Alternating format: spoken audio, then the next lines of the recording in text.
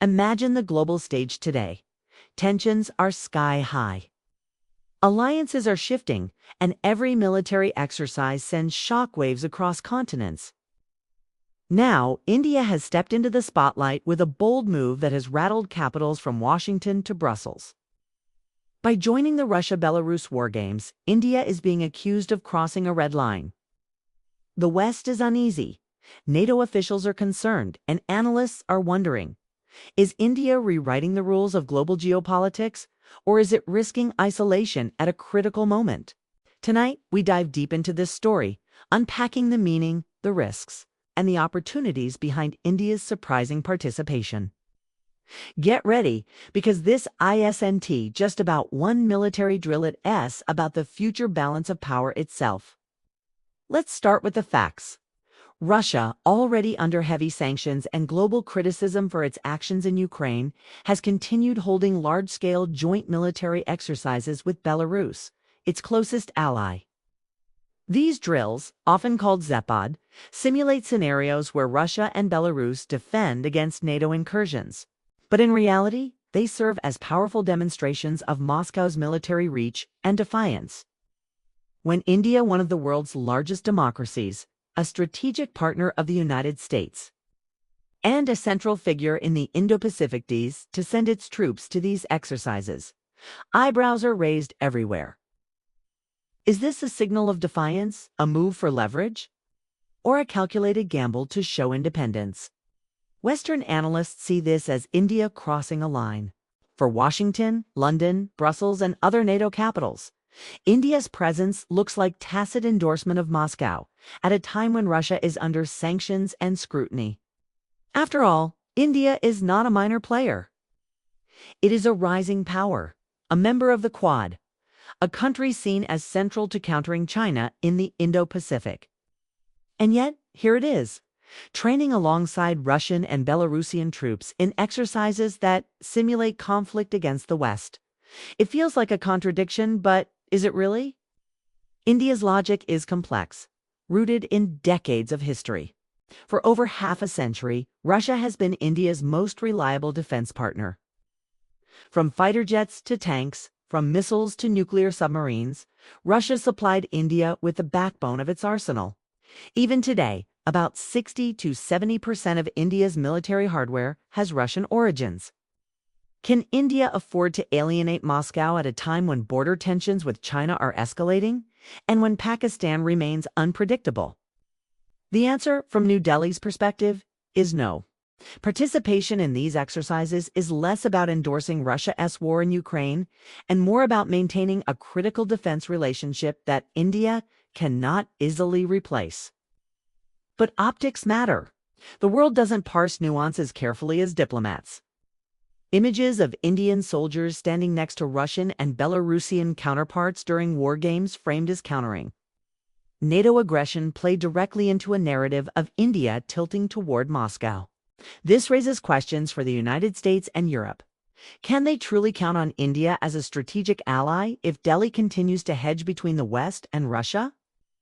Or is India signaling that it is not in anyone's camp but its own, pursuing what it calls strategic autonomy at all costs? This concept, strategic autonomy, is at the heart of India's foreign policy. India refuses to be boxed into alliances that compromise its independence. During the Cold War, it championed non-alignment. Today, it practices a modern version, engaging with Washington in the Quad, buying oil from Moscow, building defense ties with Paris, and trading with the Gulf. India plays multiple tables at once, extracting benefits from all while keeping its options open. But there are moments when this balancing act is tested. Joining the Russia-Belarus exercises is one of those moments. It stretches the patience of Western allies, even as it reassures Moscow that Delhi won't abandon it completely. For Russia, India's presence is a diplomatic victory. Amid sanctions and isolation, Moscow can point to Indian troops on its soil as proof that it is not cut off from major powers. For Belarus, it has an opportunity to showcase international participation in what otherwise would be seen as Moscow's isolated drills. For India, it has a calculated move, signaling loyalty to an old partner without fully breaking from the West. But the calculation is risky. It raises the stakes for India's global image at a time when the world is sharply polarized. Think about the timing. The West is increasingly leaning on India as a partner in countering China. The U.S. has signed defense pacts, offered advanced tech, and invited India deeper into Indo-Pacific strategies. Europe sees India as a vital trade partner and a potential alternative to China. By aligning visibly with Russia, India creates doubt. Is Delhi fully committed to the West's cause, or will it hedge indefinitely?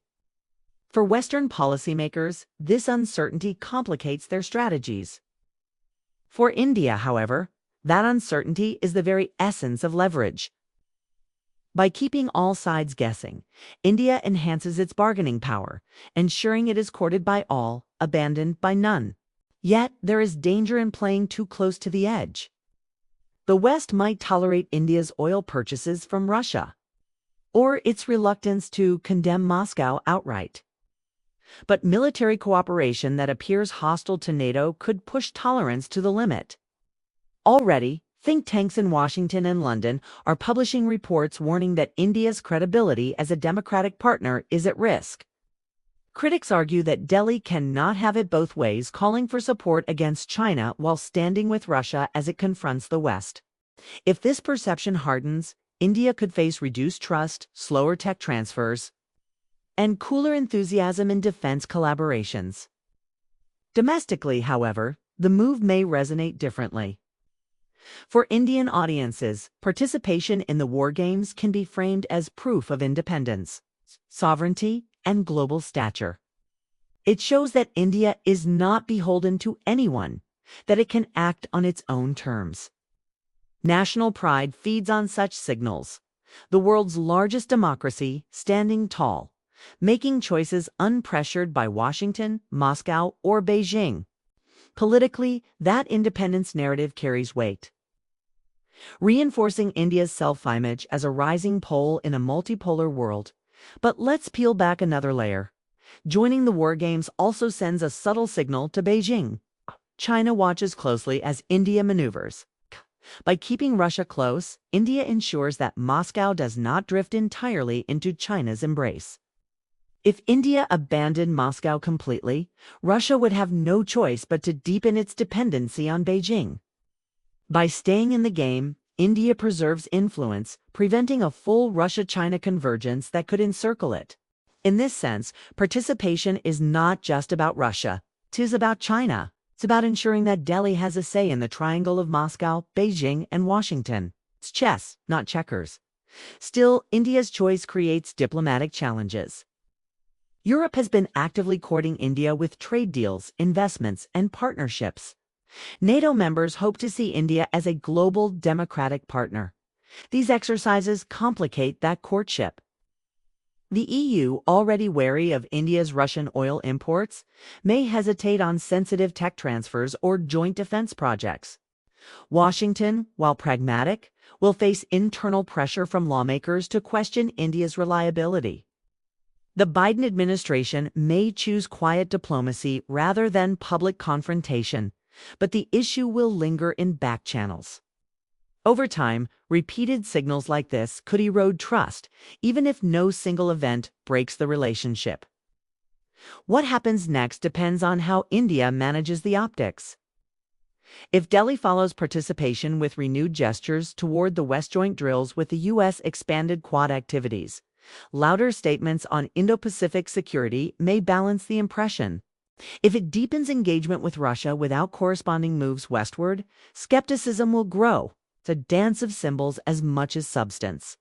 Consider the broader arc. The global order is fragmenting.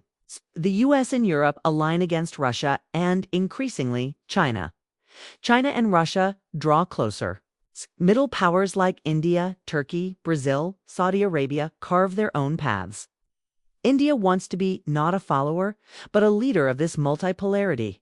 Joining the Russia-Belarus drills is a statement. India won't be dictated to, won't choose sides prematurely, won't sacrifice old partnerships for new promises. But leadership also carries responsibility.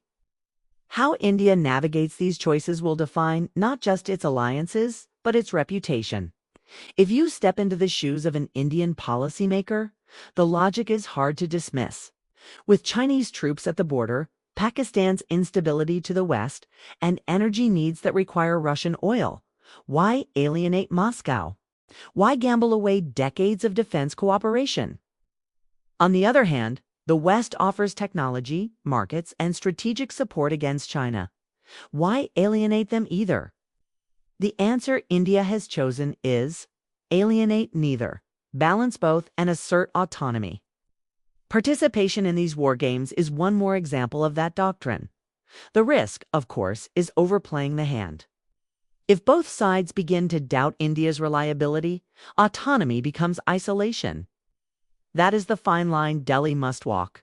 For now, it appears willing to take the risk, betting that both Moscow and Washington need India too much to turn away. That bet has paid off before. The question is, how many times can India test it before the balance tips? As viewers of this story, we must ask, is India being bold or reckless?